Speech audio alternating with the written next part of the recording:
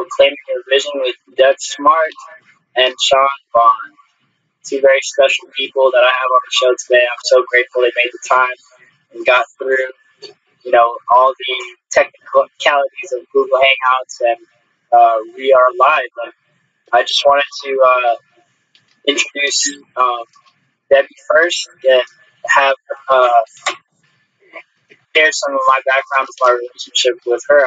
I met her at a very special event last year, or 2 years ago, in 2016, and we had a really cool connection. And I recently just came back from camping in her backyard, and it was an amazing uh, experience. And I just wanted to ask you, Debbie, what's your I feel like you have a very unique experience in the way that you live that not many people are exposed to. What I just wanted to ask what inspired you to have the lifestyle and the uniqueness of that you have. Well, I grew up in the country when I was very young, and then we shifted to the city. And I always felt that I wanted to go, get drawn back into the countryside living. But what really drew me to this particular type of style that I'm living now is my spiritual growth. And I wanted to connect back with the land, back with Mother Nature, back into the frequencies of, living my life in harmony with nature. And so I found the perfect place that I felt totally in harmony with. And so that was a reflection that you probably saw when you were here. Yes, yeah, it was like an exposure to something totally new for my experience in life. I was born in the city, and then living in city suburbs is not the same thing as living in the country. It's still if you're in the city suburb, you're technically still in the city. And I always thought, oh, this is far enough from the city, and so there needs not be any more. It doesn't need to get any more natural than this. I'm already around, quote unquote, green pastures and different housing complexes. So it's this is what it is. So it's just kind of a new exposure. And Sean, you had that experience as well. What was was that something, was that as new for you or as it was for me, or was that something that you're used to in your experience? With the exposure or the city aspect?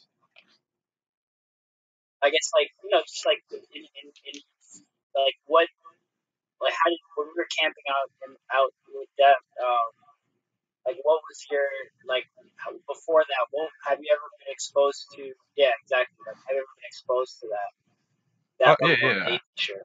Oh, yeah, and it's always wonderful. It's like a whole aspect of yourself that you haven't seen for a while is just activated in you when you're interacting with the land at that level and able to appreciate it just by going outside and breathing it in and seeing the sights and letting it draw you in to the each experience within Yeah, and like above the sky too, and then it just all come together to the benefit of the individual. yeah, yeah. And it was that type of I've been to in nature before, but it was just another layer of nature that was above and beyond, especially the growth of patriarchs and having that experience out in the woods. That was really the next layer. And so I'm going to transition into the slides that I have prepared here. Um, Sure. all right, proclaiming your vision.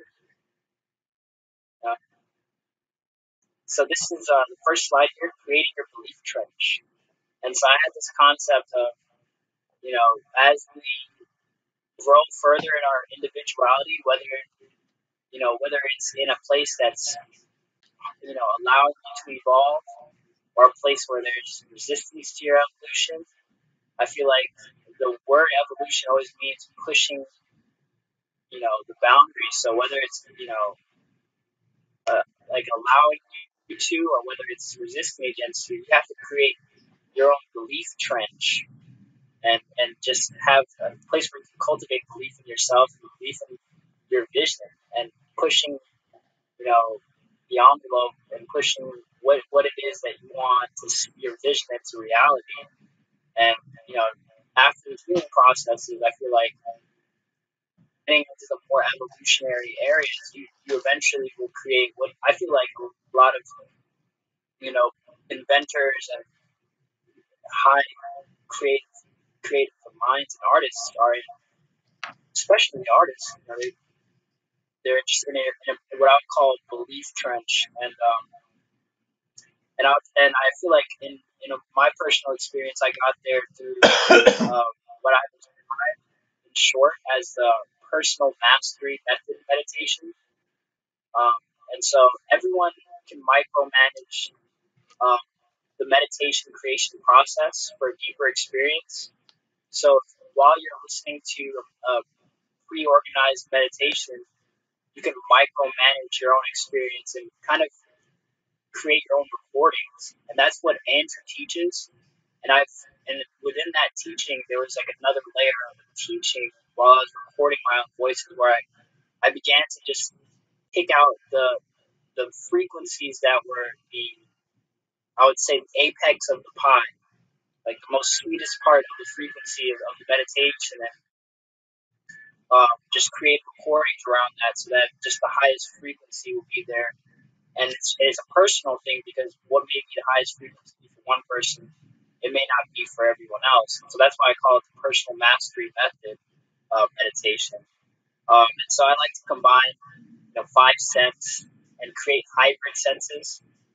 So to connect you deeper to yourself. Like for example, I've always wanted to have like pie that's made out of tree leaves for some reason, and in a meditation construct, I can make that real. Or there's always something that this might be just personal to me, but there's always some things that I always wanted to be edible, that you can make edible kind of in a meditative way. It's just delicious. And allowing things that you've always had a desire to make a delicacy edible, you can make that real in your imagination. And, that's going to be a frequency that allows you to believe more in yourself, because it's unique to you, and that uniqueness can emanate in other aspects, and allows more space for growth and creativity to flourish. Um, so there is no expert or novice level meditation process. It's simply a personal art. It's personal to you. It's There is no expert or novice, because it's that personal. It's simply what gets you in your zone, right? And mastery comes with how authentically your creation resonates. Um, the real results only come when you apply your memory to what nurtures and strengthens your core being, and that's so personal. So when someone can share their meditative art, and it allows to connect with you, there's always going to be a second or even third more of a layer, because it allows you to be yourself in a way where you can completely let down another layer that you thought you could relax. It's like relaxing squared, you know. And so this personal mastery method meditation acknowledges every aspect of you that is real if you feel it, which makes the energy behind the feeling move. So hold on for a second.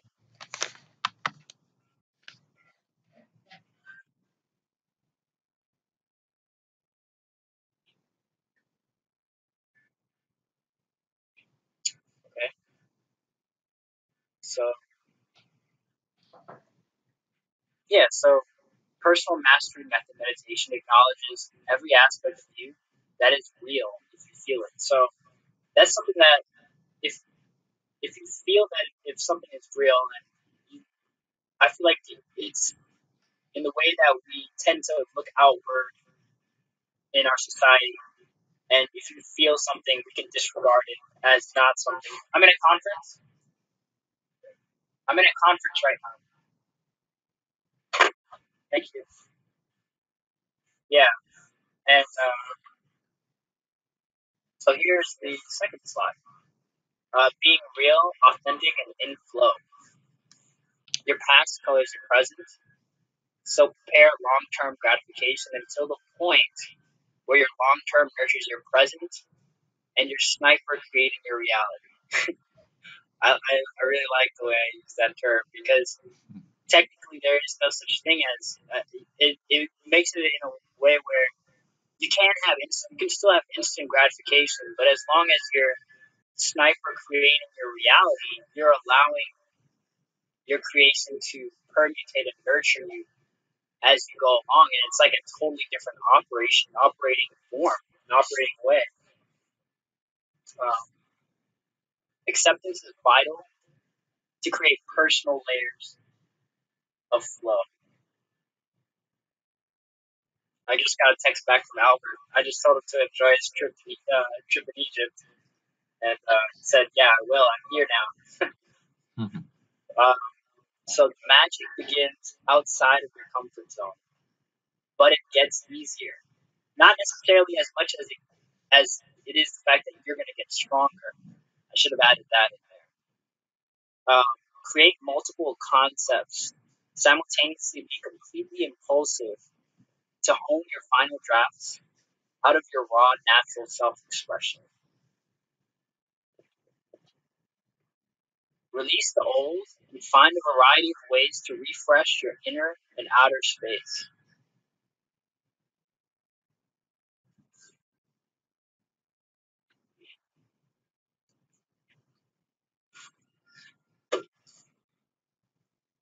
Imagine.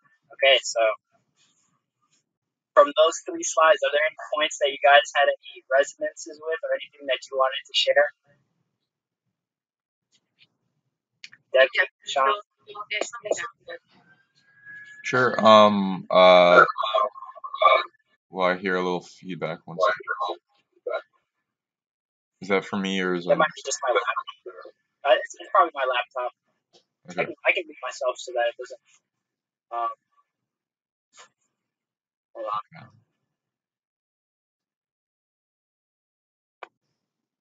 on. Okay. So, like, okay. It's very quiet now. Um. All right, Debbie, can you hear me? yeah, Okay.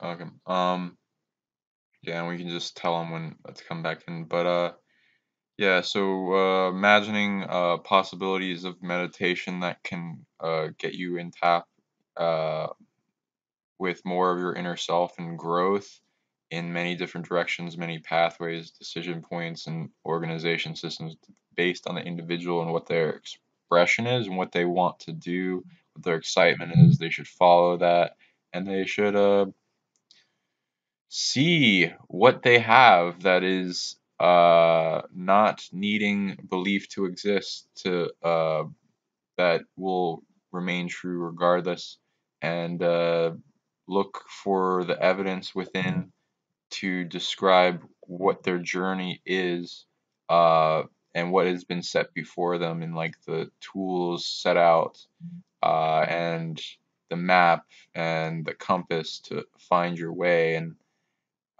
being able to visualize as things come to you into your experience through your different senses, and use them as like a roadmap for uh, seeing more into self in the reflection externally, internally, and then also being able to use the external as a inspirational point to create within, uh, and then also create within in a way that affects your environment and inspires you to create externally as well. And some things that you create within will also create outside of yourself automatically, and things that are affecting you um, inwardly, if you instead of most people looking at external problems, which can come in many different shapes and sizes, as a problem to solve, and they can look for the internal reflection and gain an immune system to it so that they can grow past whatever comes their way, and they can learn from it to become an even greater individual that lifetime with more experience that can be expressed to others around them. And the whole species grows from that. It's 111 here, by the way. What do you think, Debbie? Yeah, totally agree. And I find that working with the energies, when we're aware of the 111 energies that we've got on us right now, is to really embrace and work with those to our best ability. I'm finding that the more I go within and also get something to my heart and bring my heart and emotions to whatever it is that I'm wanting to create or focus on, I know that right now, especially, it's expanding the reality that I'm creating, and I'm just finding it more instant myself. And so, I encourage people when they go into what what brings them joy and brings passion into their heart about their growth and how they want to evolve, is to hold that point in, hold that emotion and that thought in oneself, and also to see it expand out into the cosmos that's going to also affect the planet in a very positive way. I know that we're all of us here at this time doing this type of work. I wanted to help this planet and help people get through the changes. And there's been major shifts in the energy fields, and that most people are starting to wake up and become aware of, and looking for answers and ways and means to expand themselves within those energies, and also to be able to help all those others around them that they see really struggling with that. And this is why I think it's wonderful that there's these type of shows that Abraha and Sean put together that can help and give people direction in a way that they can live this within themselves internally and externally, and really affect their life in a beautiful, positive way, in an energetic way, that also assists everybody else to move forward too in their life. I know for me, when I go into, I set up for myself, and that's why I love living on this, on the land that I do, on the acreage, and I set it up in such a way that it gives me so much joy that I feel more in harmony with nature. And so I find that when I go into my meditative state, that it expands out into those frequencies, and I can stay grounded and yet still reach out to the ethers and into the dimensions that really I'm starting to tune into more and more, that helps bring about these changes and bring more knowledge into my life, bring more direction into my life, so that I can also help others with that. So that's it for me. Very well put. You got your unmute. Yep, I'm on. Yeah, I unmuted myself. Cool. Let's move on to the next slide. Man, it sounded so crispy. I didn't even want to unmute myself. Unique emotional intensification choices. So this is kind of a mouthful in 5 words. So I got this insight that we have these pivot points of when we may be just simply pulling up weeds, or we may be grabbing some groceries, or driving our family back home, giving our family a ride somewhere, when suddenly there's an emotional intensification. And I feel like every thought, when the emotional intensification is at from a level 1 to 10, when it's like 7 or above, that those are choice points that will affect that day, that week, even further on, or create, or it can create entanglements, it can create freedom, it can create, the wide gamut of what we think while we're in these intense emotional places, and I would call each one of those pivot emotional aspects like unique emotional intensification choice points.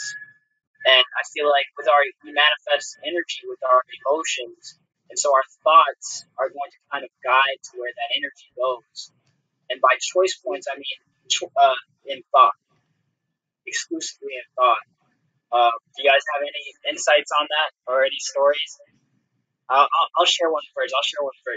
Um, like today, I was driving back from just literally from the doctors, and I did the Union and Community Consciousness strike while I was waiting for a check. I was just getting a routine physical, and I was doing. It was taking so long, and I just was like, I'm just gonna bust out the Union and Community Consciousness strike, and I did the whole reading, and still had time to spare after that entire document was read.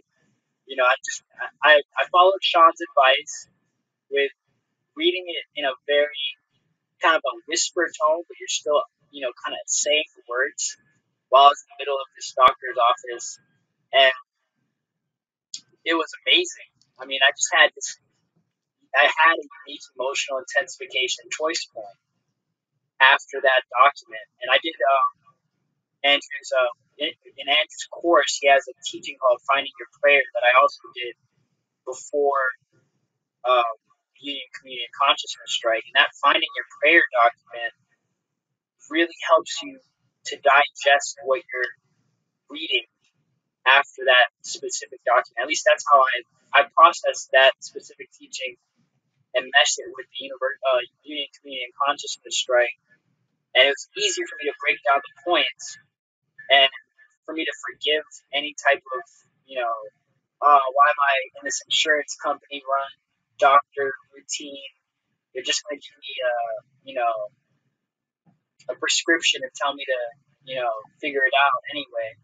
And it just helped me like go through the forgiveness process while I was just sitting in that very routine way. And there was an intense emotional intensification choice point right there. And honestly, I can honestly say what I did was I just recorded my insights and what was happening, but I didn't necessarily refunnel the energy to say even you know I didn't know exactly how to guide the energy at that point. But in a sense, there's I just allowed it to be what it was. Um, and that would be like an emotional, like today, that just happened today, um, that I experienced. So, do you guys have anything that comes to mind? I'm going to keep myself real quick. Absolutely, but Debbie, you go first. I know that daily on different things will crop up in your life that you have a choice whether you're going to allow yourself to get rattled by it, and that's where you have your choice points. And I know that I've had experiences just these last few weeks. Different things have cropped up in my life that I have to look at. Am I going to react or am I going to create from it? And so that's with the choice points. I see that you have a choice of how you want to react to it. And like with Abraha, he uses the revocations, what Andrew teaches. There's times when I turn to those and that really help me move and shift the energies. There's other times when Sean has helped me through. And there's other times where I just take it within myself and say, I'm going to make the choice where I'm going to create instead of react to this and see what it's trying to reflect to me in my life and find behind that what am I judging about. And I find that, if we go into judgment over it, then that can affect us more. So it's like learning to look at what is it trying to really show us and how am I going to move myself out of this. And I have a choice whether I want to get angry with it or I'm going to turn around and do something creative. And that happens to us, a lot of people, on a daily basis when we get faced with different things every day. So I just encourage you to make those choices, whether you're going to react or you're going to create and turn to something that's going to help you release it. To you, Sean. Well said. Yeah. I like the different use of vocabulary. It's very whimsical. It's fun. So emotional intensification choice points. I would used to call these waves as they would come, and it would mostly be involved in as local bubble of realities merge and they share things, they engage in commerce, they share belief system rules, and also entanglements, things that are dealing with drama, karma. Sometimes garbage is shared, and like there's a evolutionary point and choice point to every one of these and how we handle and deal with it. If anything is overwhelming, new stimuli to our environment, maybe a haunted place, and then you're dealing with their entanglements, and it is usually used as an evolutionary point to allow somebody to either be thrown under the wave by it or allow the wave to train you to become the best surfer and uh, rise above anything that is pushed against the individual to lessen them, limit them, or hold them back down, or steal from them, or whatever is being done against them in emotional or spiritual, mental that's they're dealing with, that's coming up on their dashboard, that's affecting their reality from being able to function normally, and developing the coping mechanism, the immune system, to be able to successfully go through that unhindered, and if it is there is any attempt to hinder the person with like anxiety, emotional overwhelm, thoughts of the negative variety, overwhelm, um, and even like pain and spiritual bleed overs, things that cause drama, even to people around you, how things manifest, like why did it manifest like that? Why did my car get sideswiped? Like why could it have been like nearly hitting it or whatever? And then how we that affects our reality, how we let it affect our reality. What is the chess game involved in manifestation and awareness of all that are involved, including the reality bubble itself and its allowance to that. Like, are you resolving a large amount of karma? Did it need to happen? Was it an incursion? Was it preventable? And how what you can learn from this new situation, how you can heal it, and I absolutely, and Debbie can absolutely, and bro can my bro can he can absolutely help with this. So yeah, go ahead.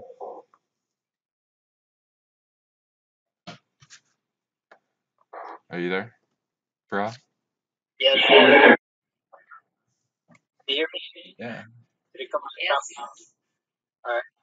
So, all right. That was awesome. Yeah, that I love the way Sean's perspective on this. He totally took it to the exact level I wanted him to take it. That when I wrote this, my intention was to it meant emotional intensification, like positive, like tears of joy kind of emotion. But it does kind of relate to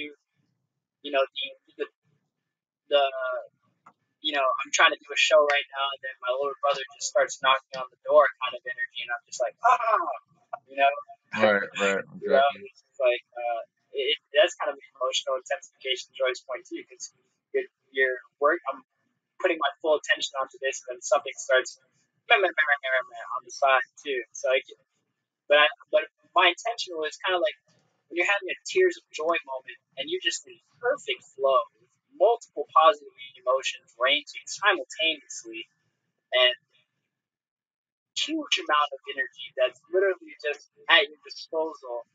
And so, what you think of next, you know something is going to actually happen for a fact. And that was. Do you have anything that was? Did you cover that just now, or was that, or is that? Did we just cover that? That feeling of just I have this at my disposal, and I know that if I think of this, it's going to affect the reality 100%, or it's going to affect my personal, transformation 100%. Specifically, when it comes to personal transformation, what is your experience with this, Sean? Oh yeah, yeah. Every equation to our being is important in the mental aspects of projection and what we think and feel and what we allow to uh, run our being and drive and compass and direction and what we make in decision choice points. Like if we have these thoughts coming in our mind that aren't our thoughts, because not all our thoughts are ours, and we can be open to thoughts from our environment or parasympathetically programmed negatively or whatever. And if we don't know that they're not ours, they can run our lives, or they can bring us down a dark path or a depression, or even like wanting to end our own life. So it can absolutely change that environment and everything that person interacts with. Thought forms travel at a frequency, so they can also travel to affect other people. Um, Not all the time, but and there's like different subtleties, and a lot of it's blocked. So not to put anyone in paranoia about like needing to switch their thoughts. Do it more in a gradual sense that you're comfortable with, and look for back doors and ways to shield and get rid of the negative programs so that you can have a clear mind and practice that through clear silence in the mind meditation. And same thing with the mental body. It's like a thing that comes up as an indicator of something's wrong in the body or the dashboard, or bleed over, sometimes from other versions of ourselves bleeding over, incarnations, etc. And then we needing to learn about it, feel it, so we can know that it's something that requires our attention, and then resolve it to where it doesn't negatively affect us, and we learn from it, and we can even help other people in the same, and heal that aspect of reality very quickly. And it's a very magical state, because it's literally an engagement of like magic with understanding greater aspects of your reality, and healing, so in like and be able to survive through those intense choice points that happen that can absolutely change your reality in a direction that you may not want it to. And you can become resilient to those things that hit us, that want to change your life in a way that we don't want it to, and then be able to stride along in the direction we do want to create. It's very Yeah, okay. important. Like grounding further into like health, or grounding further into um, you know breathing, just simple focusing on the breath, and more simplifying the concepts of evolutionary blocks. And I feel like health was something that really got me started. I just knew that if I really put positive thoughts towards my health in a very general way, using all my emotional energy and funneling it, like how you're saying, gradually, very practical health, positive thoughts, and I knew that would be okay. And there's really no way anywhere in that where something could interfere or take me to some place where I didn't want to go. I really thought that was interesting. That was like 2013 when I really started that. That's gonna get you to a certain degree, but I think even for myself, I know I'm gonna have to push past just focusing on that one concept of health. Health, ranges in every aspect. And yeah, is there anything that Debbie that came up for you while me and Sean were just going in just there? Yeah, I just find it really, really, really important that, when we do go through these um, emotional intensification, because any time that we engage with our emotions, we can actually expand on it. Because anything that we put emotion behind will create. And so being really, really self-aware about when something's happening to us, about where we're about to go, take ourselves to. Like Sean was saying, we can go onto a negative path and create more problem with it, or we can go more introspect and see where we can change that, or change the emotion within ourselves. And we don't have to be harsh on ourselves to do it. We do have the tools. We do have different meditations or revocations that we can turn to that will just free up the emotional energy, that's the charges behind the feelings that we're getting from our situations that we get stuck into at times. There's just so many different aspects, and even with the health issue that you're talking about, I feel that, like you say, that covers so many different borders, because what we think we become, and every thought and every emotion that runs through our body also affects every cell in our body, and it also affects our health in some way. And so it's just like starting to become more mindful about our thoughts, about our intentions, about our reactions, and about what we create. Beautiful. All right, I think that we covered that. I think we got it. That was pretty passionate on that slide. I really like this format. What do you guys think about this format of just looking at some I like it. mouthfuls and just expressing our Yeah, exactly. expressing our experiences with them? I feel like this is pretty simple, but I've really never seen anyone do this. Like lately, at least I've seen it done before. But yeah, what do you guys think? Yeah, I like it. I like it because it gives good direction about, and when you've got all those different types of subjects that you can cover, you can go more in depth and, and follow a whole direct path that's really going to be helpful to everybody, instead of just going, free flowing, which sometimes, a lot of the time that's great too, but sometimes when you've got important subjects like you're bringing up now, Abraha, I think that this is really good that you can get the three of us get our perspectives on it, because it gives it more of an overview. Yeah, it does. It does. So the next slide is critical thoughts on self-love. Now, where I was kind of intentionally going with this is, I've been going to concerts and festivals, and everyone would just be around each other in kind of a social environment, and then every once in a while somebody in a semi-zealous tone would be like, "Don't forget to love yourself," and it's just kind of, I feel like in a sense that's a little bit like, my analysis on that would be like, that's a little bit kind of not the way you would do it. You wouldn't have like a rock star approach to loving yourself or nurturing yourself, or actually taking because it really, self love takes patience and kind of hard work. So it's like you need a breakdown strategy and a plan. You don't need like a loud kind of semi drunk declaration. And that was kind of like my intention with that. Like, what are your experiences with like shifting from a place of um, kind of topical healing to like a deeper layer of healing? What are your, like, a deepening, or like finding more depth? Like, what are your experiences from going just like, even with you, Debbie? You have a very awesome past life regression, practice, and this is exactly, just going from layer to layer as you go from the first session to the second session to the third session, since everything works better in threes.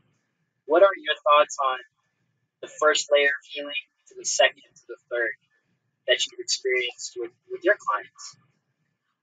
Well, I find it really amazing actually, because when they're going through that first layer and they're releasing, either a lot of the time it's an emotional pain or a negative experience that they've had, and the tears and the release come up from that. The wisdom that's gained at the end of that takes them to another point, pivotal point in their life. And so by the time they come back to their second session, they explain to me, most of them say all the different things that have opened up and changed but it's brought up another layer of something else that they weren't even aware that they had. And so as we go through the layers, it's like peeling the onion, because there's so many different layers of our emotional experiences from lifetime to lifetime that you don't realise that you hang on to. And so by the time you get to the third layer, um, by the time you get to the third layer and you come to the end of that, depending on what the issue is, there's such a sense of freedom. And I get so many emails from my clients stating how their life has changed. They've stepped into their power, they've stepped into more self-love and more self-acceptance, because they've freed themselves up from what was, causing them a lot of pain that they were holding on to, that they didn't even realise that those blockages were there. Some of them do realise that there's blockages there, but they just don't know where it's coming from. And so when they get to the core issue of what that is, and they realise that that was a contract that they made when they came into experience, they take their power back, because it empowers you when you realise that it was just an experience that you chose to come in. You don't have to get stuck in it. You don't have to get stuck in the pain of it. You don't have to get stuck in the judgment of it. You just know that you chose that experience to grow from and evolve from, and it's just wisdom. And with that, it really frees people up and allows them to open up that heart space. And that's where they move into self-love. And it's not as like they're looking at themselves and going, oh, now I love myself more. It's just an innate feeling within themselves. And I know from my own self, experiences in the past, and I think a lot of women have experienced this with their children. You become very self-sacrificing. You put your children first, you put your family first, you put your husband first, and you're at the bottom of the of the line of giving to yourself. And I had a really harsh experience with that for myself, where I had a near-death experience, because I was giving so much out of myself that it depleted me to a point. And after I had that near-death experience, I realised that I really needed to start nurturing and giving to myself, and stop making everybody else more important than myself. And I think that's where self-love is. It's not like falling in love with yourself, or it's an emotion that you're trying to force that you're loving yourself. It just is learning to respect yourself, to give to yourself and nurture yourself in such a way so that you can be more beneficial to others around you. Oh my gosh. Well put. Marinate for a second. Sean, same question to you when you're ready. Sure. So like going deeper into self, as an example, I usually will work with my clients to do this all the time by like bringing up what they would like to change about themselves or their reality environment or what's happening to them, circumstance, things that they imagine to be a better existence, and then we'll go into forming the roadmap into the self to navigate what points we got to pay attention to in the self to heal and then bring to balance fully, so that we, and in the whole process, learn from it, and then we experience what it was fully, and then experience what it is to have it not as a problem and blockage or limitation or affecting influence on the person, like self-love as an example. Somebody had a problem loving themselves. It can be a lot of things. It could be life experience, trauma, things that are anchors for that experience at a young age, and then it being relived over and over again through other experiences that have been attracted for the purpose of resolving and growing past that whole situation in experience is based on, and being able to avoid it fully from ever happening again from the lesson. And then uh, uh like if somebody doesn't like themselves, it could be a bleed over of a life when they were treated very badly and told that they're worthless, and that has affected them into the now, and also having that or something similar where they weren't thought of as worthy or they were unwanted. Any type of trauma growing up can be an anchor to that, and then amplified in their being and being brought up as something that they need to take a look at because it's a blockage from further growth. And these are these feeling states that we hold are literal blockages to growth, and they're wanting your attention quite badly and to seek how to heal them.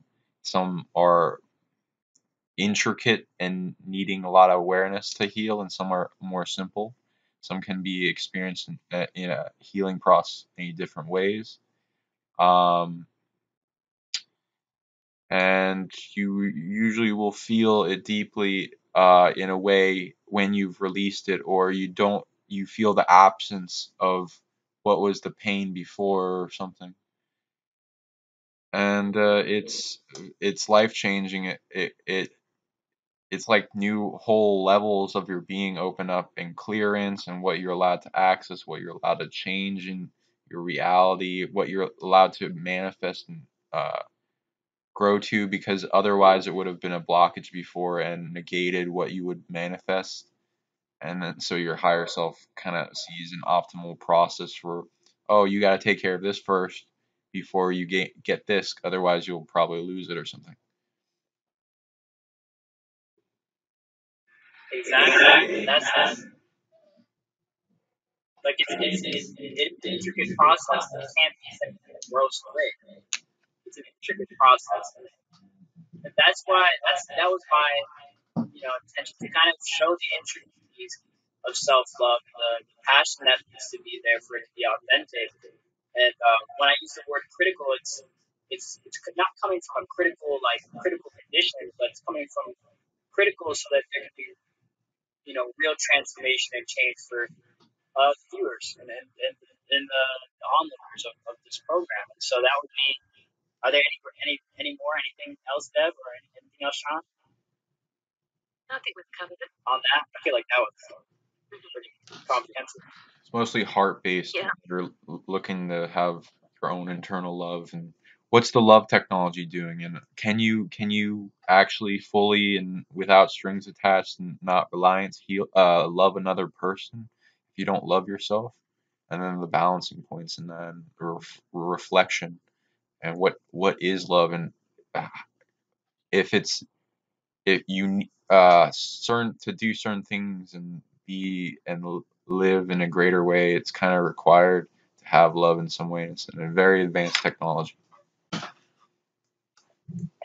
say that, you can only love others to the depth that you love yourself. So it's really important to have that self-love, because that way it comes from within you, and it comes it reflects out. And so that way, you can really tell and gauge how much love that you have for yourself by the way you can love somebody else. Yep. Yeah. It just raises the quality of love, and it outshines all the garbage that could be potentially passed around, even within a group setting, even within a party setting. When you have somebody who's authentically practicing self love that steps into the party where people are topically applying self love, it's like adding a huge amount like fuel to the fire that is actually going to help everyone in that moment of just huddling around the authentic self love that you crafted or created for yourself by critically thinking upon it and really seeing what actions that you're going to have to take that are actually going to take 45 minutes to get that bath prepped, to pray over the water, to add the salt and add the make sure the water is higher quality. If you can even do one or two things to make it higher quality, adding some magnesium drops, adding some orments. And so that was pretty awesome. So the next slide would be long-term self-nurturing and prep, which I think we began to cover. here. My intention for this slide was just to see generally what it means to basically have like your meals prepped, what it means to seek help around things that people don't consider. I feel like people consider it kind of taboo to go to a nutritionist, but I feel like it's something that if you have that and you're not even thinking about what you're going to eat and you just have meals set up, it's going to create a very positive long-term self-nurturing habit. And yeah, that was just my intention, just speaking on kind of like on the just practical side of planning, um, just in a way that can maybe connect with the viewer in a way where it can benefit them, and also just seeing in what you guys do as well as healing practitioners, how this can affect long term is pretty immense. Past life regression is pretty, in terms of what it can do for the potential client long term. What have you seen, Debbie, in terms of when clients, or return clients come back to you, the changes that you see? I've seen immense changes in people, from healing, from physical healing to their whole life changing, changing direction. My belief is, and what I've actually witnessed, is that every time we change a negative experience, and we release it, our timeline changes, it shifts.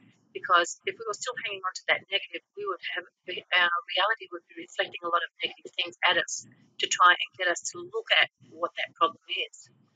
And once we've actually gone in and with a regression and seen where the blocks is and what the problem is, and we can get the wisdom and the understanding and release it, then that opens up all these possibilities of new opportunities. It's like new doors open, new possibilities open up for you. You don't have that heavy weight in your heart dragging you down. You don't have, so people come. I had one guy come to me and was having a lot of problems with the relationship, and he was the problem. But which is really funny. But anyway, once he released, after the third session that I had with him, his fiance actually ended up leaving him because he changed so much. He changed to more caring and giving. Before that, he was physical and beating her up, and because he wasn't hitting her and beating her anymore, she left. Because it wasn't the reflection that she was wanting, and so because he changed so much. But he called me up months later to say that he had found the love of his life. He was in a really loving, happy relationship. He just couldn't believe how much his life had changed for the best. And I just find that when we make changes in our thoughts and our patterns, it opens up whole new doors of opportunities. Yep. Oh, wonderful. Yep. That is exactly, that's beyond long term nurturing. That's like lifetime nurturing kind of thing. That is the definition of that. Expands beautifully on this slide. Sean, any Sure. same to you. What you got? Oh, I got a lot. So I have similar stuff with my clients, where I'll teach them ways to navigate the reality and then keep going in basics so that they can observe every stimuli that comes to them and build upon it in questioning what's going on in their reality, who they are, and more about what to look forward in creation. And it's like building blocks up from that and creating their multidimensional experience and tuning into it and seeing it. And I teach all that. But in the nourishing aspect, there's a lot that I could go into that, like nourishing the body in physical, energetic, emotionally, mentally, spiritually, and all the layers and energetic spectrums of our body and its technology, uh, is very helpful for changing the reality of the person continually past the point of constantly being unpredictable to change their timeline all the time. Every time they're in a growth stage and outperforming any predictive model that's used against them or seeing them in a limitation, um, to the point where like uh,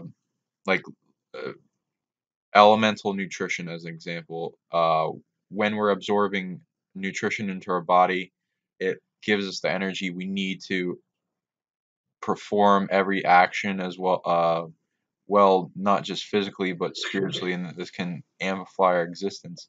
And if we get more of it, or can absorb more nutrition because we're not absorbing much at all in our efficiency, it's like 1% of our peak efficiency to absorb nutrition and energy and have like a very well oiled machine of our super technology computer of our subconscious and body and everything else that I mentioned before. Um, and looking into that in the long term for like you're essentially sending healings to future versions of yourself and changing the timeline to an even better one by caring about your future timelines of who you'll become, and then having constant presence coming forward, like in healings, sending treatments, nutritionally living, caring about yourself, and not just in the moment, and being in an all-encompassing time being. I also go into like going into longevity stuff, which I've been looking at a lot in my DNA and the chromosomes and the telomere and the caps and the to our aging experience, and I've been learning how to program them to greater health to extend life. So that's another thing a person can do in healing themselves, extend their life quite a bit, and then find all the limitations to that, as well as every other aspect of limitation in their being that they can then imagine themselves changing about who they are and what they're experiencing in this moment to moment as they're growing in evolution from moment to moment. And Sean is an amazing healer. You're an amazing energy healer too, Sean. Thank you. You too. Because when you were here and was going through that flu thing, and you did that healing on me, it just really released all that stuff in my chest, and I felt, I just felt instant energy coming back into my body. It was just amazing. You're a very, really amazing healer with your techniques that you have. Thank you. You're wonderful too. I loved going into the trance stuff. We're gonna do a show later on about that too, and going more into trance and regression and accessing the supercomputer of the body, and seeing how to release all the blockages from doing that. Because a lot of people have trouble going into trance, and we found a way They to do. heal past that, which is rare. Mhm. Right. Looking forward to that too. And you too. When is that show? When is that show? I'm all in. That is that sounds like the next level. And I was just wanting to ask, what are your origins from when you guys realized the timeline shift from going from a regular your mom and dad's son or daughter to being on your own timeline and just taking that going into this basically goes kind of going into that soul purpose, destiny, and action phase. You guys remember the point where you're like, oh yeah, this is how this is what I came here for. This is what I planned before I went to the fetus. You guys remember? Is there a signature moment that you guys had that vibe? Yeah. I mean, it came in like pieces of a pie, and then every time I got a new piece of Yeah, the pie, it kind of like went up a little bigger, until the point where it was kind of like in my face to where I couldn't deny it anymore, and it like it was overwhelming. It was really overwhelming, and so I had to kind of like sit in silence in my mind of contemplating the new expansion of my brain that like just in, opened up into whole new universes. It was just uh, I felt like I was on drugs, but I wasn't in like an expanded moment of like all this awareness coming to me in a singular moment.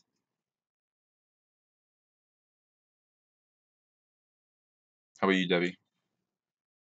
Yeah, for me, it was a process, and you know, and what it was through adversity actually that made me stop and take a look at life and starting to look for answers.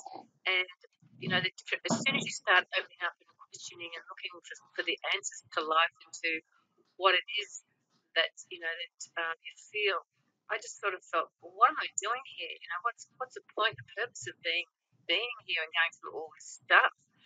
And as soon as I started asking these questions, all these courses and books came to me, and all sorts of different, all of a sudden, the information just started flowing.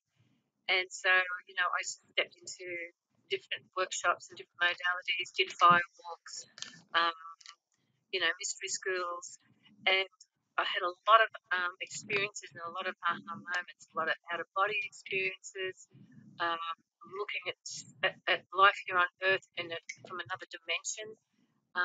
Just it was a wild ride, but it brought me to where I am now, and I just I love I love my path, and I love what I've been able to facilitate and help other people find their way.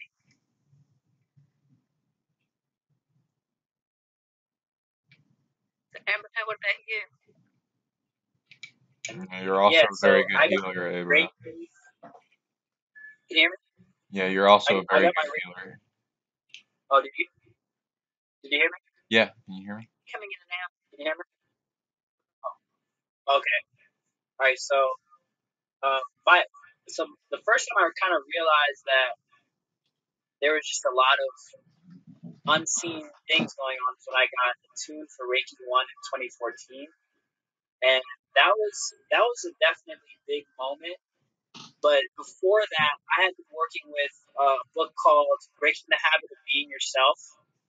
Uh, like how Sean was saying, the same thing with my brain neuroscientist Joe Dispenza.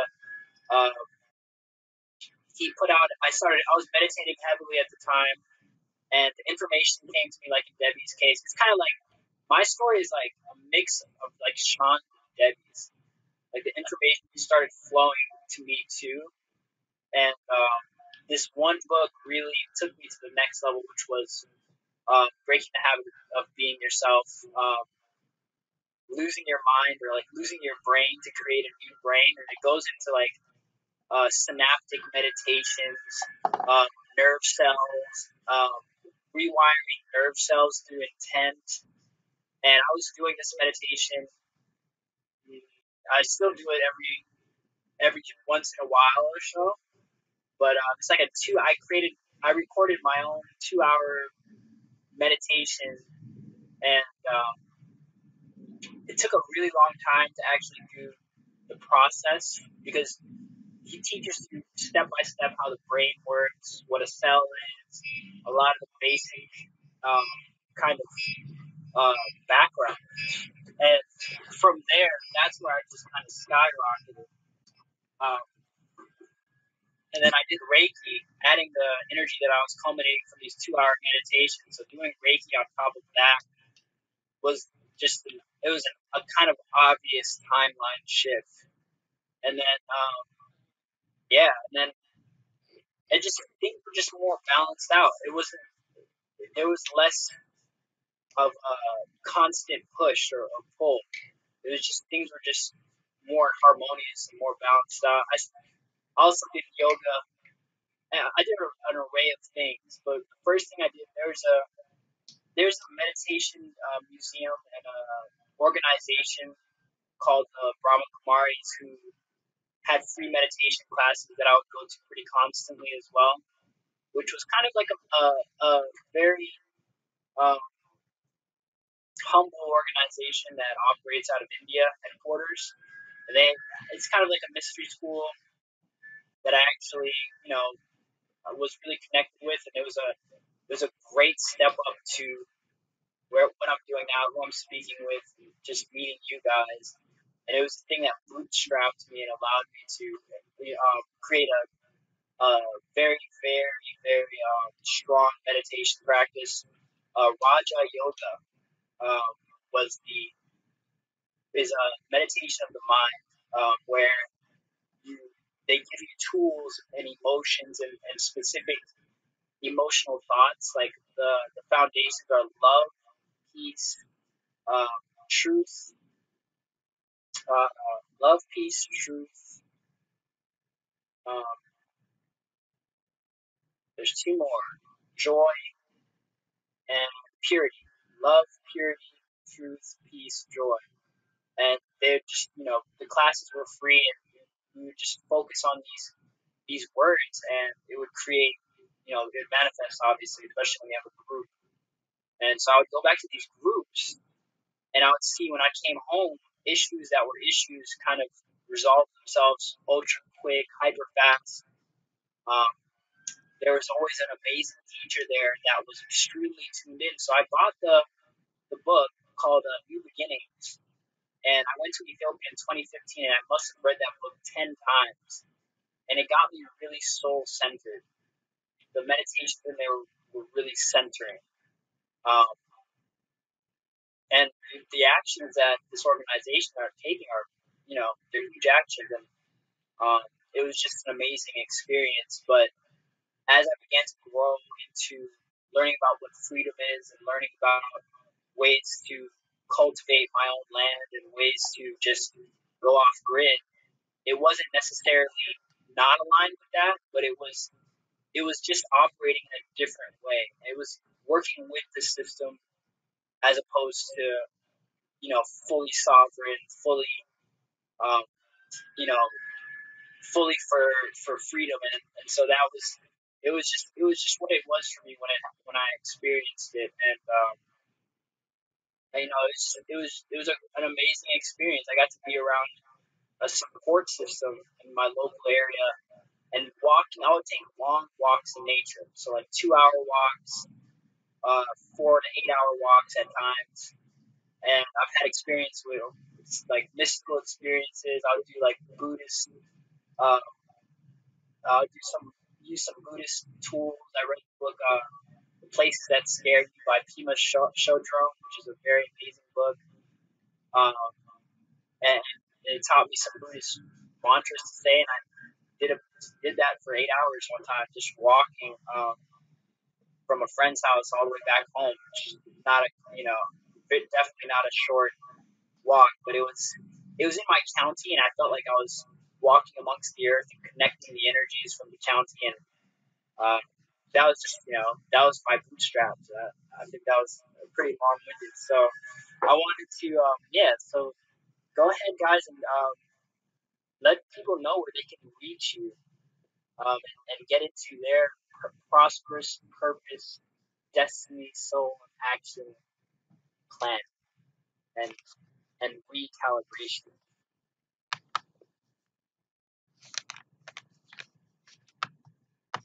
Go ahead, Debbie. Okay, for being very polite here. You can reach me on my website and it's called innerdimensionshypnotherapy.net. And when you scroll down to the bottom, there's where you can email me. Otherwise, you can direct email me at debsmart, SMARTT, at live.com.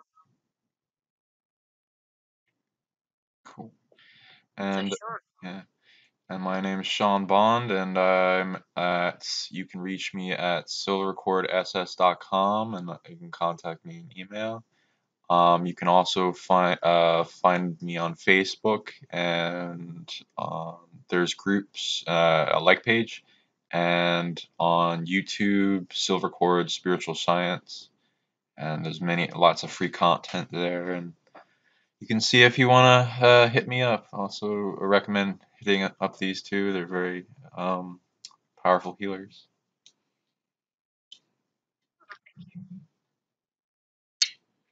It's an honor having you two, and I want to thank all the viewers, past, present, and future. Well, well, obviously present and future, and yeah, that's proclaiming your vision. You don't Thank like you. the Stone Age people tuning in? Oh, we're off air now, but yeah, what were you saying? I'm just kidding. You don't like the cavemans tuning in?